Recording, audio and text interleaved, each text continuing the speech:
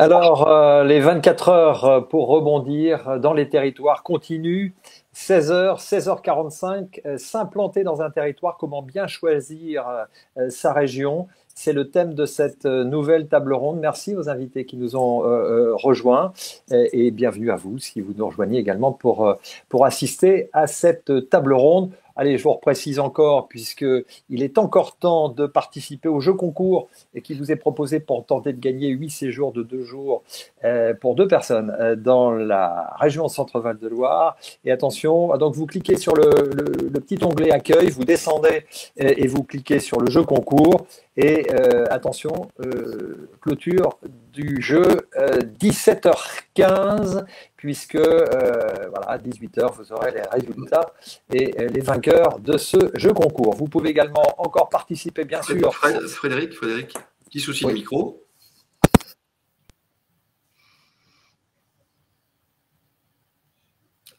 Technique, hop, on reconnecte. Bon, et a priori, c'est bon. Et je vous disais également, merci William, que vous pouvez cliquer sur l'onglet partenaire pour participer au salon virtuel et aller rencontrer les personnes que vous souhaitez rencontrer pour votre projet et qu'on vous souhaite bien sûr bien positif. Alors, merci aux invités qui nous ont rejoints. Je vais donner tout de suite la parole à Emmanuel Billonnet. Alors, vous êtes responsable adjoint du pôle attractivité et animation territoriale d'EVUP. Quels sont les services que vous proposez? D'ailleurs, oui, précisons une petite chose. On se le disait en aparté. Est-ce que vous pourriez déjà repréciser un petit peu où est située cette région Centre-Val de Loire pour les internautes qui sont comme moi peut-être pas forcément fortiches en géographie? Alors, merci, ravi d'être parmi vous aujourd'hui. Juste effectivement, petite précision géographique, la région Centre-Val de Loire donc est située vraiment en porte sud de la région Île-de-France. Elle est composée donc de 6 départements. Je vais vous citer très rapidement pour que vous visualisez encore mieux, mais en partant du haut, vous avez le l'Eure-et-Loire avec Chartres. Quand on descend, vous avez le Loiret avec Orléans. On descend encore après, on a le Loir-et-Cher avec Blois. Nous avons l'Indre-et-Loire donc avec Tours, et donc plus pour la partie qu'on appelle plutôt le Berry. Donc on a le Cher avec Bourges et l'Indre avec Châteauroux. Voilà, donc c'est un territoire c'est une région qui n'a pas fusionné, donc c'est encore une région à taille humaine. C'est une région qui compte 2,5 millions d'habitants, un peu plus de 2,5 millions, et donc qui est une région, comme on va essayer de vous le faire découvrir, très diverse, très attractive d'un point de vue économique, avec beaucoup de savoir-faire, et donc qui est très ouverte, donc avec cette grande proximité à la fois de Paris, mais aussi, je pense notamment sur tout l'aspect arc atlantique. On a coutume de dire que c'est une région donc qui interagit beaucoup entre Paris et l'arc atlantique. Donc c'est une position médiane assez intéressante et centrale aussi, pour pouvoir, comme on dit, faire développer ses activités et rayonner sur d'autres territoires. Voilà. Merci beaucoup pour cette précision géographique, vaste territoire, vous le dites à taille humaine, mais assez vaste, où il fait, j'imagine, bon s'y installer. Et on l'a vu, post-crise, bon nombre de personnes venir s'installer temporairement. Certains ont souhaité peut-être y rester et peut-être d'ailleurs, et vous allez peut-être certainement nous le confirmer, créer ou lancer leur activité sur votre territoire. Alors, que peut apporter votre territoire, justement, votre région, pour la création, les reprises d'entreprises? Alors, si on est effectivement donc sur, c'est un territoire, comme je vous l'ai dit, qui d'une part, si on a des auditeurs là parisiens, qui est vraiment très proche aussi, donc de la région parisienne, donc avec une attractivité assez importante liée donc à la région Île-de-France. On est un territoire, comme je vous le disais, à taille humaine. Alors, on a 2 métropoles, Tours et Orléans, qui font avec des bassins d'emploi d'à peu près 400 000 habitants pour chacune. Mais on a aussi également, c'est une grande tendance à l'heure actuelle, donc dans les souhaits de déménagement des gens, les souhaits de développement d'activités. On a vraiment, je citais les villes principales, les villes-centres des autres départements tout à l'heure. On le voit de façon très claire. Donc c'est les gens vont désormais autant dans les métropoles chez nous que dans ces villes qui font globalement des agglomérations autour de 100, 120 000 habitants, qui ont vraiment un réel attrait. Pourquoi? Parce que il y a une tendance forte, quand même, on le voit au niveau national, pour aller développer ces activités dans ces plus petits centres.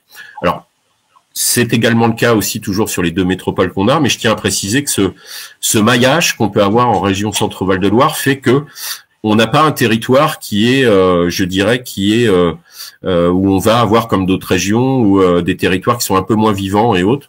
Là, on a de l'activité vraiment, ce qu'on pourrait appeler en capillarité. Vraiment, on a un secteur rural aussi très dynamique. Beaucoup de ce qu'on appelle des néo-ruraux se sont installés.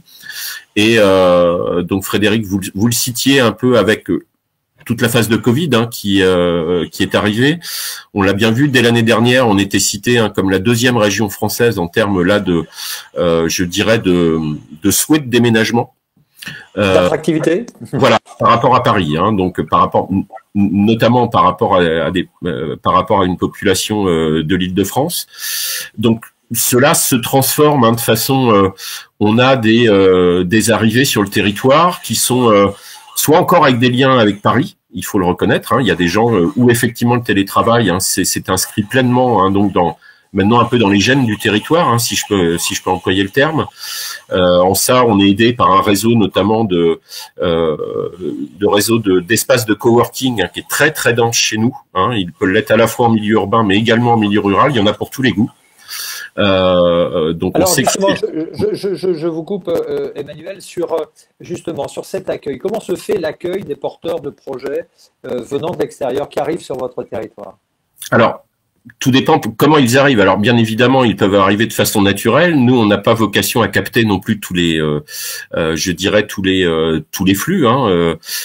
Toutefois, il est important de préciser qu'on est organisé en région, donc avec de l'animation de réseau entre tous les acteurs. Vous allez au-delà de moi, vous allez en découvrir d'autres. Donc, il est vrai que nous, côté DevUp, on est beaucoup plus sur la partie, on va dire, d'accueil d'entreprise. Et je laisserai mes confrères là tout à l'heure parler aussi de l'autre pendant qui est aussi important sur l'accueil des salariés aussi. Donc on a vraiment ces deux côtés, parce qu'on sait que c'est à la fois quand des personnes arrivent, il y a bien évidemment le côté économique, mais il y a le côté aussi personnel et bien évidemment aussi familial qui rentre aussi en ligne de compte. Donc c'est pour ça qu'on est organisé vraiment en réseau, c'est-à-dire que là je citais avec les confrères là que vous allez entendre, mais aussi avec d'autres acteurs bien évidemment qui accompagnent les projets de création ou de développement en premier lieu avec les chambres consulaires, donc, que ce soit chambre de commerce, chambre d'artisanat ou soit chambre d'agriculture. On échange beaucoup entre nous, c'est-à-dire qu'on a vraiment une culture du réseau pour faire en sorte que les entreprises n'arrivent pas dans un bout de chemin, au bout d'un chemin où elles ne vont rien trouver. Nous, c'est vraiment le leitmotiv qu'on a chez nous. Alors, ça peut se faire de façon très classique et humaine, c'est-à-dire que des gens arrivent, vont voir ces différentes personnes. Nous, on a par contre développer des outils, il y a notamment un outil qui s'appelle ConnectUp. Alors expliquez-nous un petit peu ConnectUp, comment ça fonctionne? Alors concrètement, c'est une plateforme. Toutes les personnes peuvent taper un CO2N EC ConnectUp Centre-Val de Loire. C'est en 3 clics de façon très simple, selon votre projet. Ça peut être un projet de création, projet de reprise, projet de développement. Vous avez accès, selon les territoires, à l'interlocuteur le plus adapté, là encore selon les typologies. Alors ça peut être, comme je viens de le dire, là sur de la création, sur la reprise, mais également... Qu'est-ce qu'on peut trouver? On peut trouver de l'immobilier d'entreprise, on recense des offres immobilières, c'est ça, publiques ou privées? Alors là, c'est un autre site qu'on a qui s'appelle Setting Up aussi, donc il y a à peu près 400 biens qu'on a répertoriés. On est en échange constant avec les agences immobilières pro, hein, donc pour avoir aussi cette capacité à proposer de l'offre foncière ou immobilière, c'est quels que soient les territoires, ça devient des denrées rares. Hein, il faut quand même le dire. Ne vous attendez pas, hein, en venant dans un territoire, vous allez trouver des bâtiments, des surfaces comme ça à pléthore dans toutes les régions. Je préfère le dire, on est très transparent. Ça commence à devenir compliqué. Donc, si j'avais un premier conseil à indiquer à toutes les personnes qui veulent s'investir dans les territoires, c'est regarder aussi avant tout cet aspect immobilier et foncier. Et de bien anticiper, certainement. Voilà, il faut anticiper ces éléments-là parce que c'est l'immobilier. Alors, comme vous verrez, on a de l'immobilier hein, à louer, à vendre hein, et autres, mais effectivement, c'est une nouvelle donnée qu'on a avec la raréfaction, qu'on peut avoir du foncier ou autre. Hein, tout le monde l'entend peut-être dans les médias. Mais voilà, c'est donc nous on a cette offre hein, donc qui capitalise toutes ces données immobilières et foncières en région.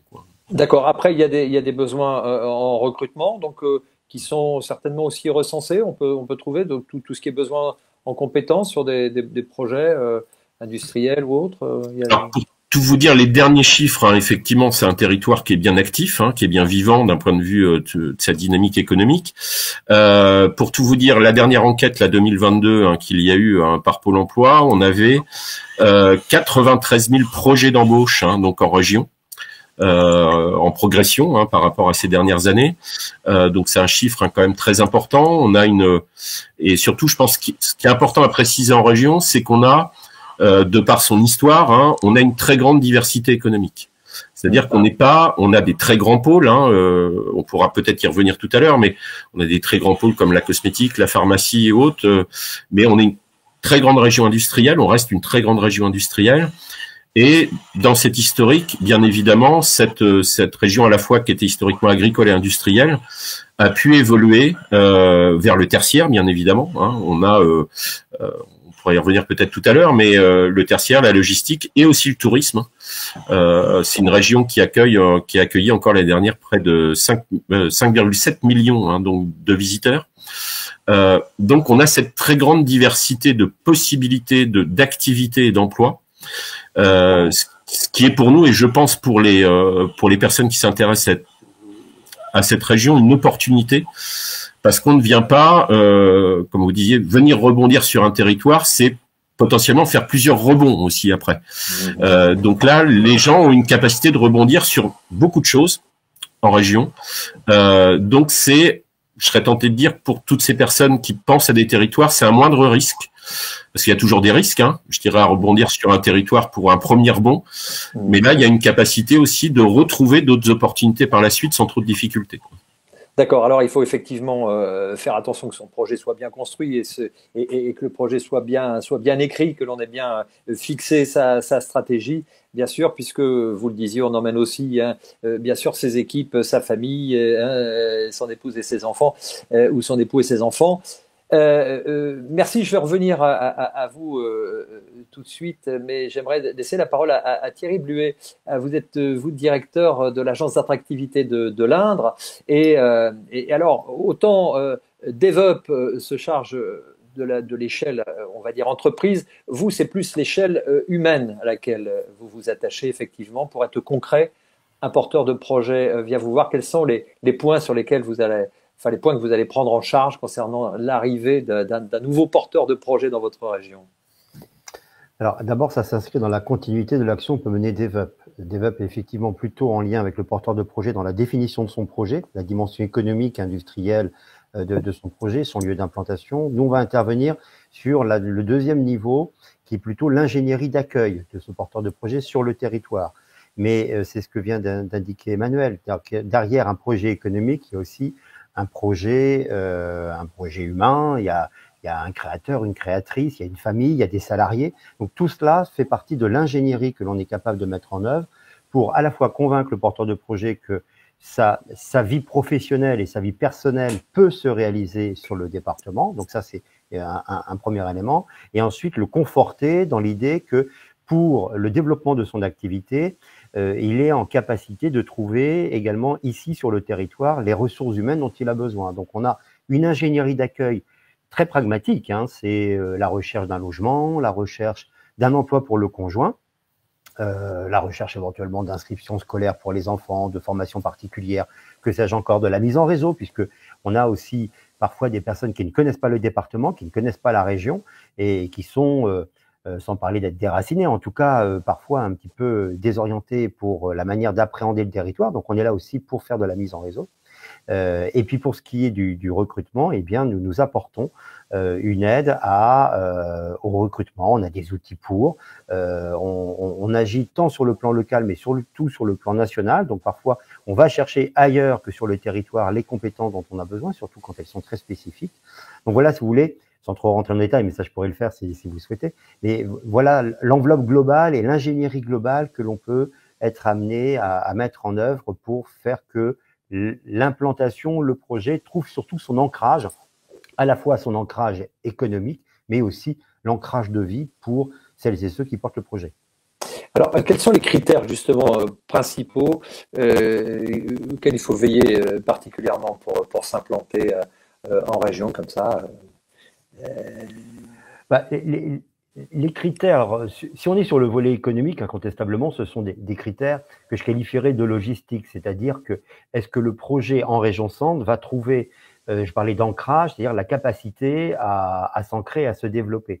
Donc veiller à ce que l'implantation corresponde à la capacité de gérer les flux d'approvisionnement ou les flux de distribution, de pouvoir gérer également les relations que l'entreprise, que le porteur de projet peut avoir avec ses clients et ses fournisseurs. Donc s'assurer déjà que la destination peut offrir toute cette capacité à gérer au quotidien son entreprise grâce aux échanges. Alors certes, aujourd'hui, le digital apporte de très nombreuses solutions, ça c'est un fait. Mais en tout cas, ça peut être pour certains projets un élément à tenir compte. Le deuxième élément, et non des moindres, c'est la capacité qu'a le territoire à pourvoir le porteur de projet dans les compétences qu'il recherche. Donc, s'assurer, et là, c'est notre conseil, c'est le conseil de DevUp, évidemment, c'est notre conseil que d'indiquer que oui, ici, il y aura capacité, ou au contraire, on a aussi évidemment cette honnêteté, puisque notre travail, c'est d'ancrer les gens, l'honnêteté de signifier parfois à certains porteurs de projets sur des typicités de profils particuliers, de dire attention, là ce que vous recherchez, on est sur un territoire où il peut y avoir des difficultés à recruter tel ou tel profil parce que soit les centres de formation sont trop éloignés, soit il y a pas un environnement. On parlait tout à l'heure de cosmétiques, de pharmacie, d'aéronautique, d'automobile et j'en passe et des meilleurs. Ça, ce sont des domaines, la logistique, les centres d'appel, les services d'entreprise, ce sont des domaines qui sont très présents sur le territoire, donc qui apportent, je dirais quasi naturellement, la capacité à pouvoir fournir les compétences, la main-d'œuvre et tout l'écosystème nécessaire aux entreprises qui veulent opérer. Pareil dans le domaine du tourisme, si le porteur de projet veut créer un commerce, veut créer un site, veut créer une activité touristique, on est une grande région touristique, donc là aussi il n'y a pas de souci. Il peut y avoir des domaines sur lesquels là les compétences peuvent être un peu plus compliquées à mettre en œuvre. Alors après, c'est aussi notre travail, c'est-à-dire que ça peut être aussi de convaincre la personne que ce territoire peut apporter non pas que simplement la réponse, et c'est toute l'importance que l'on a, que ce soit Karine, Emmanuel ou moi, c'est pas que de satisfaire la réponse projet, mais c'est véritablement satisfaire la réponse qualité de vie, ancrage sur le territoire et capacité à durer pour le porteur de projet et tous ceux qui l'accompagnent. D'accord, merci beaucoup pour ces précisions. Alors, je précise aussi que dans le chat, William a pris soin de mettre les liens notamment qu'avait précisé Emmanuel, c'est-à-dire Connect Up et Setting Up aussi, qui sont les deux plateformes sur lesquelles vous pouvez avoir des informations, et également le lien du site A2I, donc cette agence d'attractivité de l'Indre, pour pouvoir après avoir des informations complémentaires. Il y a une question que je vois dans le chat également. Est-ce que la clientèle sera là? C'est bien hein, tout ça de s'implanter comme ça dans des régions, mais est-ce que la clientèle sera là pour l'entreprise qui va s'y installer? C'est certainement ça à quoi vous faites attention, j'imagine aussi, ou en tout cas Emmanuel peut peut-être répondre à cette question.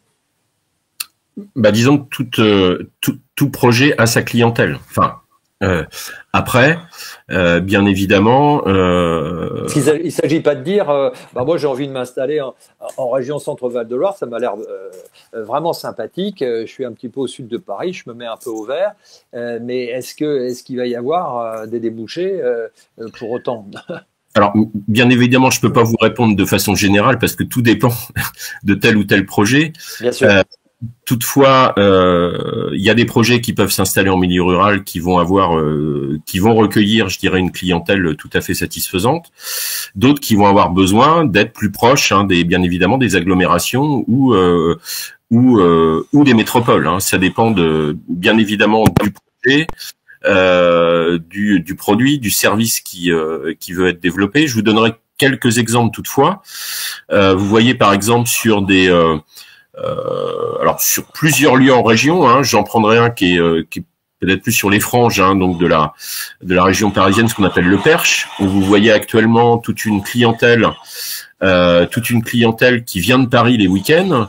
On voit beaucoup de ce qu'on appelle, j'aime pas trop ce nom-là, mais les néo-ruraux qui ouvrent des activités multiples, très diverses, que ce soit ce qu'on appelle maintenant des activités mixtes, qui sont soit liées au monde agricole, où on fait un peu aussi il y en a qui font des brocantes, enfin ce genre de choses, et je peux vous dire ça cartonne, quoi. C'est-à-dire que vous avez, là en l'occurrence, c'est pas nécessairement des gens qui sont sur place, des habitants sur place, mais vous avez des Parisiens qui viennent régulièrement qui ont des résidences secondaires, par exemple, et il y a des gens qui gagnent convenablement leur vie, je dirais, en venant développer ce type d'activité. Donc voilà, c'est un exemple parmi d'autres, mais vous avez aussi, c'est un territoire qui attire, comme je disais, beaucoup de tourisme, surtout des touristes.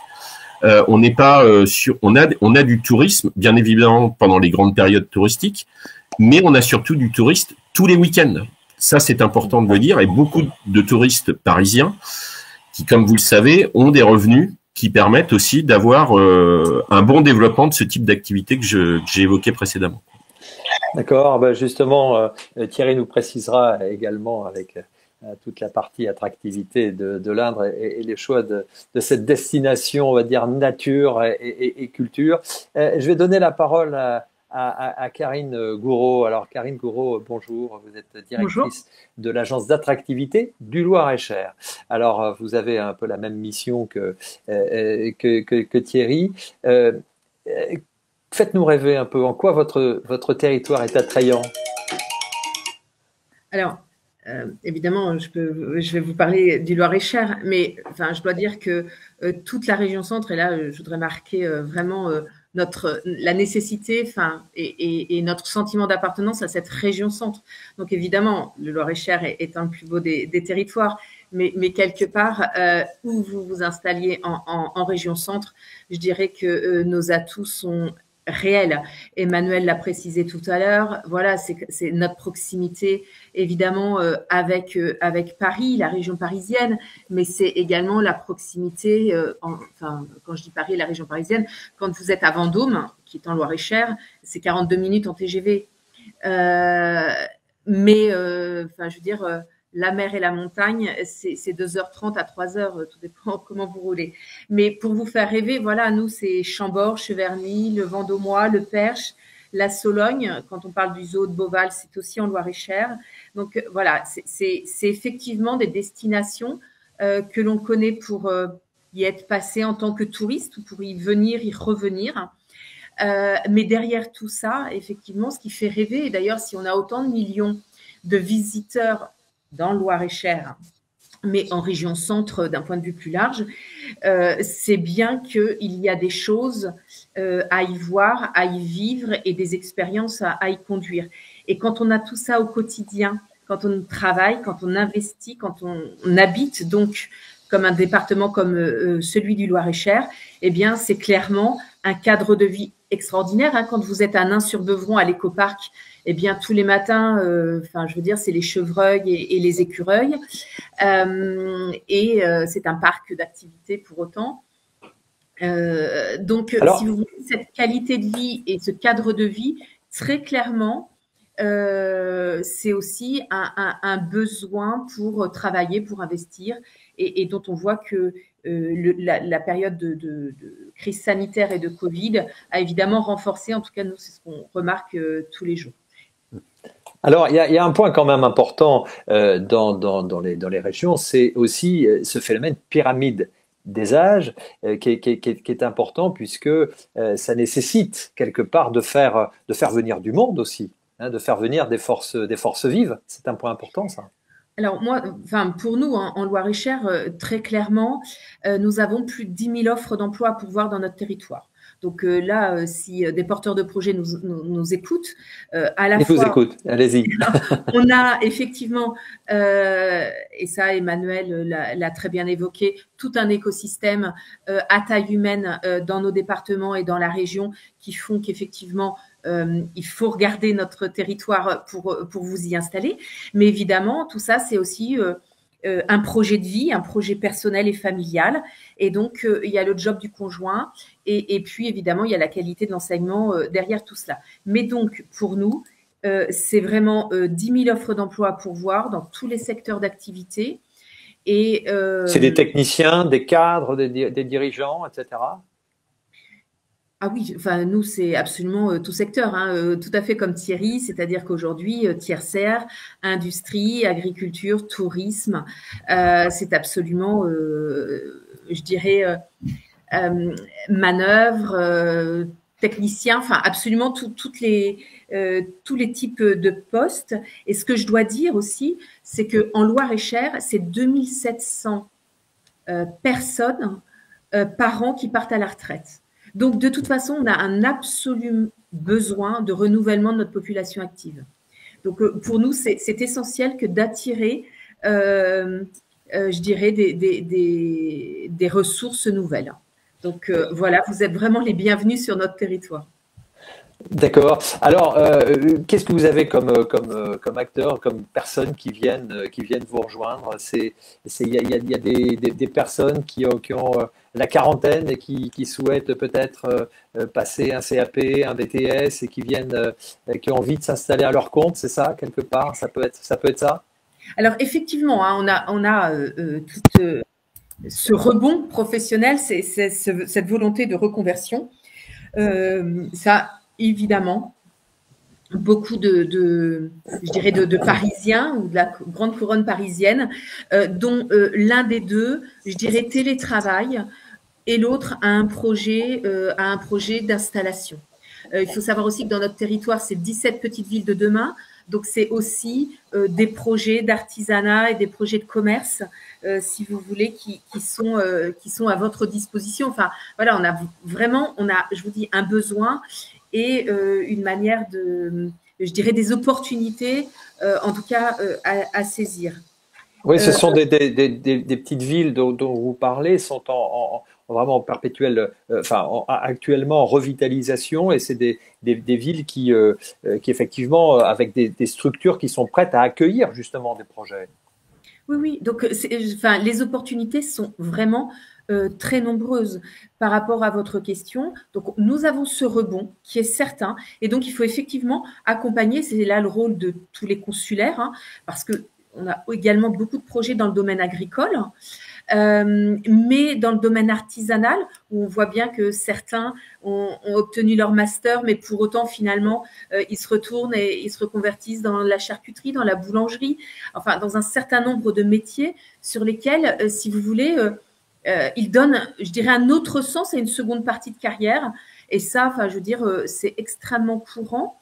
Je dois dire aussi que nous rencontrons beaucoup de jeunes qui ont fait leurs études, évidemment, généralement dans les grandes villes et qui clairement veulent immédiatement se reconnecter avec des circuits courts, avec peu de transport et pas de transport en commun, avec un cadre de vie, enfin, je dirais, connecté à la nature ou reconnecté à la nature. Et donc, en fait, beaucoup de jeunes qui sont partis le temps de leurs études et qui finalement reviennent sur nos territoires. Donc, voilà, c'est aujourd'hui les populations qu'on rencontre.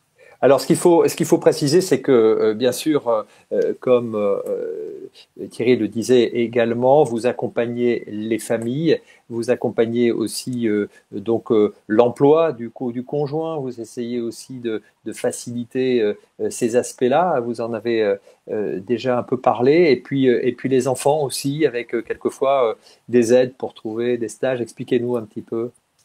Oui, alors effectivement, hein, notre activité est assez proche de celle évoquée par Thierry. Pour nous, le job du conjoint, elle est nécessaire. Elle est encore plus nécessaire, enfin, elle est primordiale.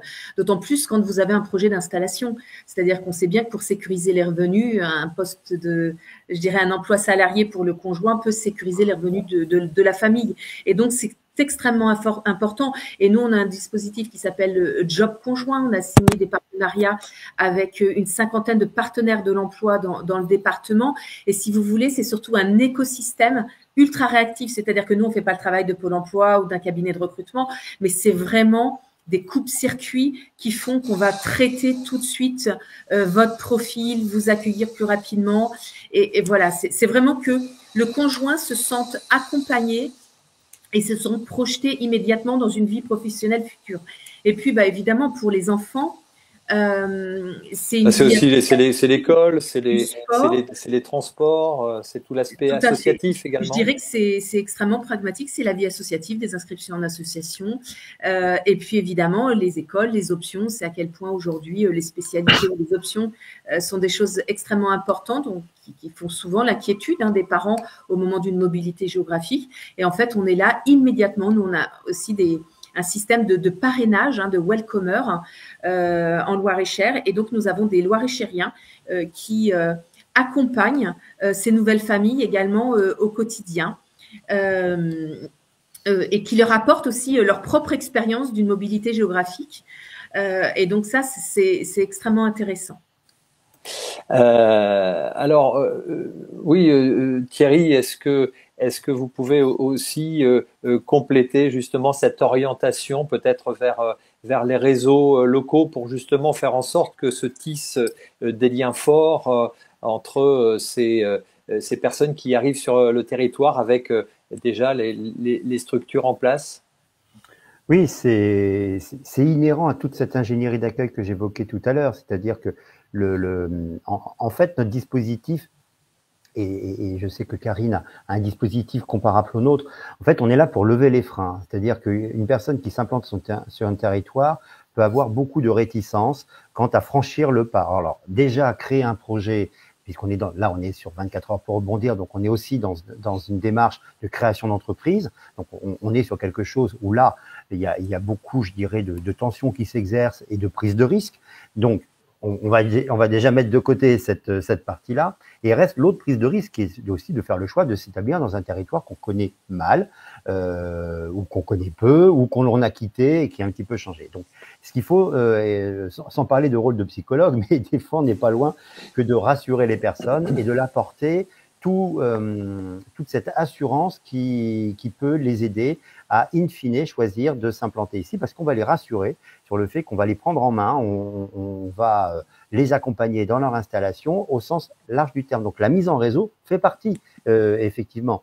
Karine a développé les welcomers, on est nous sur des programmes comparables, on organise des animations, on réunit les personnes pour des soirées, pour des animations, pour des aspects festifs. On essaie de créer du lien de manière à ce que la personne se sente d'abord bien accueillie, et ça c'est très important, et qu'elle se sente ensuite, je dirais, dans un élément où elle se sent à l'aise et qu'elle ait envie de rester. Alors ça c'est très important pour une population qui, comme je l'indiquais, connaît assez mal le département. Et pour revenir sur la question que vous aviez posée à Karine et qu'elle a complétée, effectivement, on a des populations nouvelles qui s'intéressent, que ce soit Loir-et-Cher, à l'Indre ou plus généralement à la région. C'est essentiellement, et je rejoins Karine dans l'analyse, c'est que l'on a quand même de plus en plus de jeunes couples ou de jeunes trentenaires qui s'intéressent à nos destinations. C'est-à-dire, on a eu une époque où nous étions très attractifs pour tous les seniors. On parlait un peu de silver economy, c'est-à-dire des personnes qui voulaient revenir dans des territoires tels que le nôtre parce que c'était pour eux un peu un territoire de repos. Ça, c'est quelque chose alors qui ne s'est pas tari, mais qui a quand même considérablement diminué au profit d'une population beaucoup plus jeune. Et nous qui accompagnons, en moyenne, on accompagne entre 80 et 100 projets d'installation par an, en direct, j'entends. On a une très forte majorité de trentenaires, enfin de gens entre 25 et 35 ans. On est sur cette tranche de population, donc c'est très intéressant parce que ça rajeunit le territoire, ça apporte des compétences et des talents pour les entreprises, ça apporte du dynamisme. Très nombreux sont ceux qui font le choix de s'établir hors métropole. Donc c'est tout aussi l'attrait de notre destination. On offre des capacités d'hébergement, ou en tout cas d'installation sur tout le territoire. Emmanuel l'a évoqué tout à l'heure, le maillage est réel. Et donc ça, c'est intéressant à souligner, le fait que on a une population qui se rajeunit, on a des arrivants nouveaux sur le territoire, et on a aussi, et Karine parlait de prise de conscience, je suis tout à fait d'accord avec cette analyse, qui est qu'on a aussi pas mal de retours de personnes qui ont connu l'Indre à un moment, ça leur a plu, et 10 ans, 15 ans plus tard, ils décident de mener leur projet de vie ou de mener leur projet professionnel.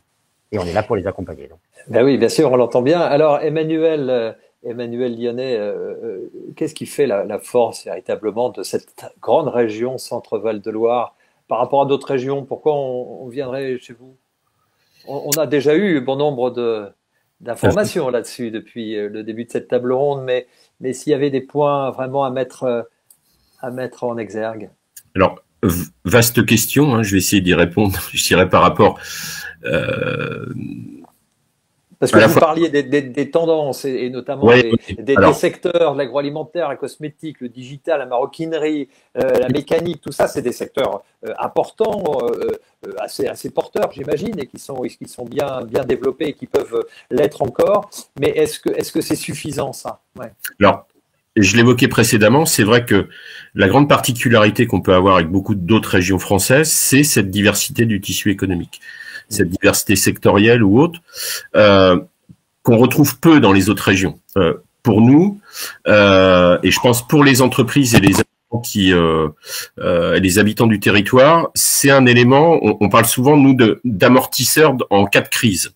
Vous avez des territoires qui sont mono-industrie et autres. Quand il y a un problème, je peux vous dire, c'est tout le territoire qui tangue, hein. Nous, effectivement, on a des capacités d'amortissement très fortes au regard de cette diversité. Et c'est vrai que cette diversité, c'est peu à peu accompagné donc d'un niveau d'excellence, hein, pour certains secteurs. Hein. Je citais par exemple tout à l'heure, hein, il faut quand même savoir que notamment ce secteur de la cosmétique, hein, nous sommes au sein du premier écosystème mondial. Donc c'est en Centre-Val de Loire, c'est le premier écosystème mondial en matière de cosmétique. Tous les gros y sont.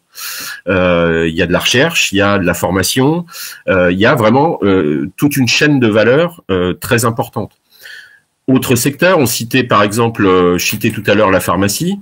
Faut savoir que le Centre-Val de Loire est au cœur d'un écosystème où sont produits 1 médicament sur 2 en France. D'accord. On a des poids lourds. Tout ça pour vous dire, à titre d'exemple, hein, pendant la crise du Covid, la région est devenue première région française de production de vaccins. C'est-à-dire que là, les grands acteurs ont pas été chercher midi à 14 heures. Ils ont été chercher la région qui avait le plus de capacité à aller vite sur ces aspects-là. Et notamment les 2 plus gros investissements donc en matière de vaccins se sont faits dans la production de vaccins, se sont faits en Centre-Val de Loire. Voilà, je pourrais citer d'autres exemples. Hein. On évoquait l'agriculture qui est en profonde mutation, hein, et le monde agroalimentaire en profonde mutation chez nous. On a souvent dit que c'était uniquement le Centre-Val de Loire, c'était le grenier de la France avec ce qu'on appelle la Beauce, hein, avec toutes les céréales. Ce secteur est en train de muter de façon très importante. On accueille actuellement des porteurs de projets, soit français, soit étrangers, en matière notamment de protéines végétales, avec des très très gros projets qui vont être annoncés prochainement. Voilà, c'est un territoire dynamique et qui, dans ces grands secteurs d'activité, a su évoluer en venant tirer les technologies aussi qui accompagnent désormais ces évolutions sectorielles. Alors, Karine, justement, c'est aussi, on le disait, une région à taille humaine, on l'a précisé tout à l'heure. Vous vouliez éventuellement préciser quelque chose sur justement ce qui fait l'attractivité de cette grande région Centre-Val de Loire. Oui, ce qui est important aussi, c'est voilà, Emmanuel l'a dit en présentation tout à l'heure, c'est-à-dire que c'est une région à taille humaine où tous les acteurs se connaissent. Thierry, Emmanuel, on se connaît et on est sur 3 départements différents. Et ça veut dire que demain, vous vous installez dans l'un de nos territoires, dans l'un de nos départements. Je dirais l'écosystème est simple, il est facile d'accès, quel que soit le niveau de votre projet. Et ça, c'est extrêmement important et c'est vraiment ce qui va aussi nous démarquer par rapport à d'autres territoires qui sont des grandes régions où à la fois les acteurs peuvent être très éloignés. Et là, si vous voulez, on a des départements, alors ruraux, j'aime pas le terme parce que moi, j'ai vraiment pas du tout le sentiment de vivre dans un territoire rural, mais c'est un territoire où on se connaît tous. Où il y a des interactions voilà, possibles. L'écosystème est extrêmement agile, il est réactif, et ça, c'est extrêmement appréciable si vous vous installez sur nos territoires. Enfin, je veux dire, et quel que soit le département, enfin, en tout cas, pour le Loir-et-Cher, j'en suis absolument certaine, mais je pense pas qu'Emmanuel me contredira. Et ça, c'est une vraie différence par rapport, effectivement, à beaucoup d'autres grandes métropoles ou territoires. Voilà, ici, on se connaît et on se reconnaît. Alors, je vais laisser la parole peut-être à William pour peut-être une question un peu globale qui provient peut-être du chat. Oui, j'ai une question auquel je n'ai pas su répondre, parce que je voulais répondre directement à la personne, mais je ne sais plus comment elle s'appelle, elle demandait est-ce qu'il y a, oui, c'est Emmanuel, c'est un monsieur, est-ce qu'il y a une agence d'attractivité sur le Loiret? Et j'ai fait une petite recherche sur Google, j'ai pas trouvé. Donc, Alors, pour vous répondre, il n'y a pas en tant que tel une agence d'attractivité sur le Loiret. Il y a je dirais, des formules d'accueil qui sont pilotées par des contrats avec des structures privées. Mais dès lors qu'il y a un besoin, que la personne n'hésite surtout pas. Après, on fera le lien donc avec je dirais cet outil qui est là dans le Loiret, ça s'appelle JobPack. Donc là, c'est plus sous la forme d'un outil. C'est pas une agence comme on peut le voir là, donc sur l'Indre ou sur le Loir-et-Cher. Mais il y a un service effectivement qui est lié à l'accueil. Là, en l'occurrence, l'accueil des salariés et des familles. Donc on peut vous contacter, peut-être on contacte. Oui, on contacte qui? DevUp alors, et puis qui... Oui, nous on fera le lien. Il n'y a pas de souci. Ouais. Il faut contacter DevUp. Ok. D'accord, contact DevUp. Sinon, pour information, dans le chat, ça se bat depuis tout à l'heure pour savoir combien de temps de trajet on met pour aller à Paris. Alors, ça, je pense que c'est entre 42 minutes et 1h30, c'est ça? Il y a plein de temps qui se mettent. Voilà. Est-ce qu'il y a une agence d'attractivité dans le Cher? Voilà, dernière question. Non. Alors, par contre, là, c'est mes collègues qui pourront répondre, donc on peut, si vous voulez. Alors, Thierry, il y a une structure qui est à Bourges, néanmoins. Spécialement pour Bourges, mais il y a une structure donc qui est liée directement à l'agglomération de Bourges, qui traite effectivement qui accompagne aussi les questions liées à l'implantation des personnes et des familles. Si je peux apporter un élément complémentaire pour faire simple et synthèse, sur les 6 départements que compte la région Centre, 2 sont dotés d'une agence d'attractivité structurée, à savoir le Loir-et-Cher et l'Indre. Pour les autres départements, on va dire c'est un peu plus diffus, mais il y a l'accompagnement qui peut se faire, notamment par le biais de DevUp. Donc DevUp est la porte d'entrée. Après, les antennes de DevUp, parce que DevUp est présent à Bourges, à Orléans, à Chartres, à Tours, etc. Je pense, Emmanuel, que vous avez la possibilité ensuite de répartir en fonction du besoin exprimé par la personne ou la nature de son problème, vers la personne. Si ce n'est que nous, avec Karine, on a tout regroupé chez nous et on assure une ingénierie complète sur l'ensemble du territoire. C'est vrai que pour les départements qui ne sont pas dotés de cette structure, ça devient un peu diffus parce qu'il faut aller trouver la bonne réponse ou à Tours ou à Amboise ou autre. Et ça se fait. Moins facile, mais ça se fait. Voilà, 2 heures de Paris depuis Châteauroux. Ton micro, Frédéric. Ouais. Donc tu fais ça, il y a quelqu'un, Franck, dans le chat qui a dit dans les échos du 9 juin, il y aurait apparemment 5200 postes à pourvoir dans la cosmétique dans la région. Oui, c'est tout à fait. Vous en avez quasiment autant dans d'autres secteurs, hein, que ce soit au niveau de notamment sur des secteurs là qu'on attendait plus moribonds, on va dire en post-Covid, hein, tout ce qui est sous-traitance industrielle, hein, vous avez énormément de besoins. Faut savoir qu'on a quand même une grande filière aéronautique, hein, donc en région, notamment hein, sur l'Indre, hein, et donc là aussi, hein, on avait un peu peur en post-Covid, mais non, ça repart hein, de façon très très forte.